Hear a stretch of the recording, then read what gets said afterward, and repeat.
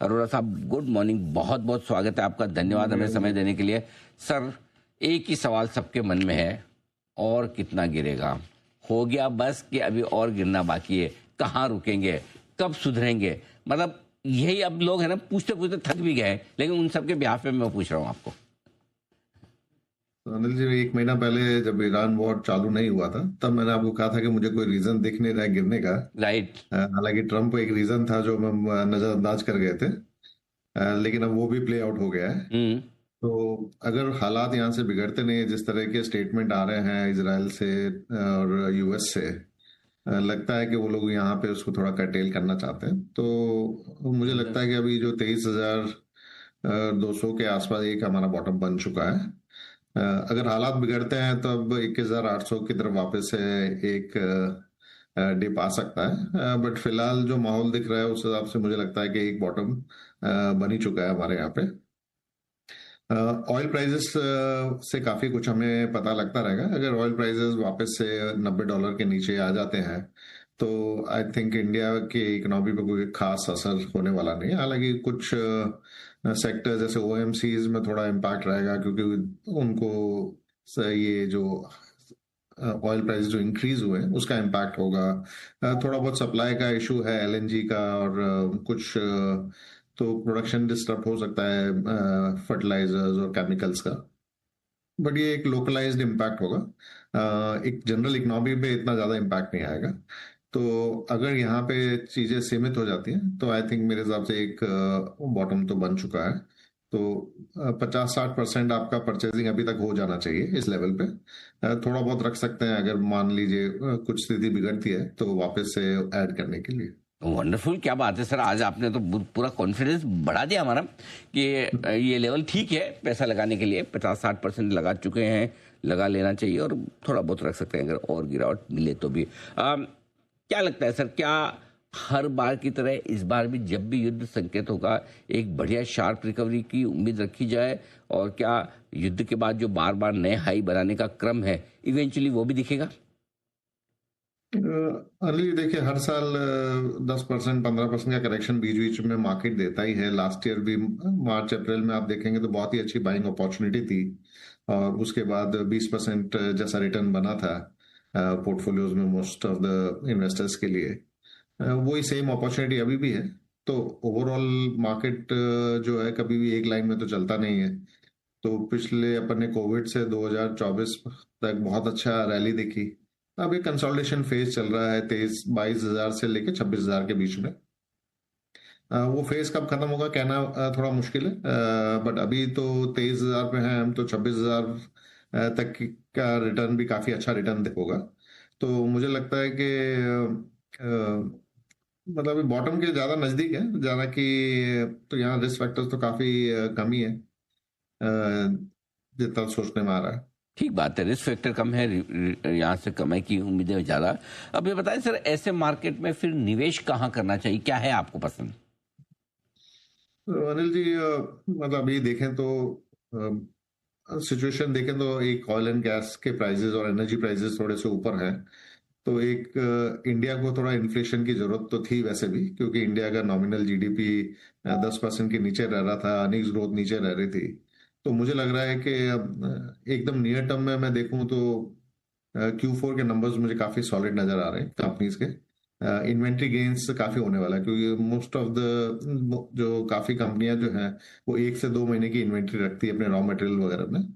तो प्राइसेस बहुत भयंकर तरीके से बढ़े हैं केमिकल वगैरह में, और मुझे लगता है कि उसका बेनिफिट कंपनीज को मिलने वाला है। नंबर 2 ये है कि सेक्टर जैसे सीमेंट हो गया, जो कि सीमेंट भाव बढ़ नहीं रहा था, लेकिन अब पेटको के भाव बढ़ने लगे हैं तो उनको भी प्राइस इंक्रीज लेना पड़ेगा।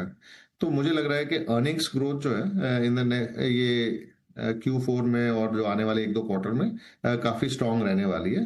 अ, हो सकता है सस्टेनेबल ना हो, बट लेकिन रिपोर्टेड नंबर्स काफी स्ट्रांग आएंगे।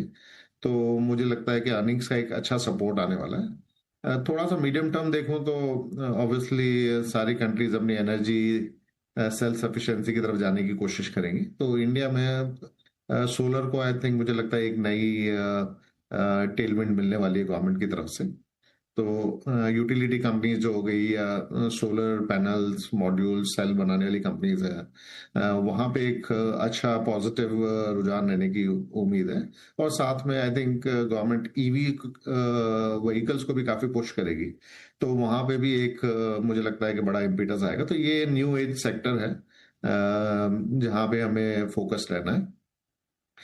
इसके अलावा मुझे लगता है कि अगर ये सब करना है तो थोड़ा बहुत मेटल्स में भी तेजी रह सकती है। तो बेस मेटल्स में थोड़ा ध्यान रखने की जरूरत है।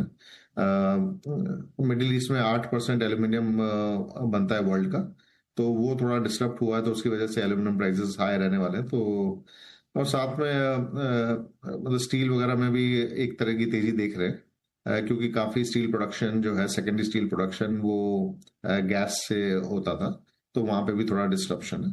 तो मुझे लगता है कि मेटल्स की जो अभी रैली चल रही है वो थोड़ी चलती रहेगी। इसके अलावा टैक्टिकल बाइज हैं अपने पास, क्योंकि रुपी भी थोड़ा डिप्रिशिएट हुआ है, और आईटी सेक्टर का काफी एआई के नाम पे काफी ठुकाई हो चुकी है। तो मुझे लगता है कि एक टेक्टिकल बाय आईटी सेक्टर भी बन रहा है। तो I think mix domestic sector का और IT sector as a tactical buy अगर हम करेंगे तो portfolio I think medium term के लिए तैयार हो जाएगा। बहुत अच्छी इंटरेस्टिंग आपने थीम्स बताई राकेश सर, जहाँ रिन्यूएबल्स, यूटिलिटीज़, जो ये पावर कंपनियां, यहाँ पर एक्शन बढ़िया हो सकता है। आईटी शेयर रुपए की कमजोरी के बाद एक अच्छा एक्शन दिखा सकते हैं। एक और राय आपसे लेना चाहता हूँ। अच्छा, मेटल भी आपका, मेटल तो आपका ऑल टाइम फेवरेट है। मेटल में आपने एल्यूमिनियम ज़्यादा पसंद है बजाय स्टील कॉपर के? अनिल जी, डिस्ट्रप्शन एल्यूमिनियम में क्या है कि पहले से ही थोड़े शॉर्टेजेस थी, और अभी और डिस्ट्रप्शन आ रहा है, तो एल्यूमिनियम की कैपेसिटी तो अभी लगेंगी मुझे लगता है, बट कैपेसिटी लगाने में 1-2 साल लग जाते हैं। तो इंटरिम में एल्यूमिनियम के प्राइसेस थोड़े स्ट्रांग रह सकते हैं, $3,000 के ऊपर बने रह सकते हैं। तो स्टील में उतना डेफिसिट नहीं है, मतलब चाइना चाहे तो जितना मर्जी माल दे सकता है। तो इसलिए पहले नंबर पे तो एल्यूमिनियम ही रहेगा, तो उसके बाद स्टील रहेगा। बात है। एक बार रेट सेंसिटिव सेक्टर्स पर आपसे राय लेना चाहता हूँ। Banks, NBFC, auto, real estate, यहाँ क्या व्यू है आपका? ऑटोज में जैसे अनुज जी मैं कह रहा था कि जिन कंपनीज के पास ईवी का पोर्टफोलियो है वो थोड़ा बेटर करेंगी एज कंपेयर टू के जो लोग अभी भी पेट्रोल और डीजल के पोर्टफोलियो पे टिके हुए हैं।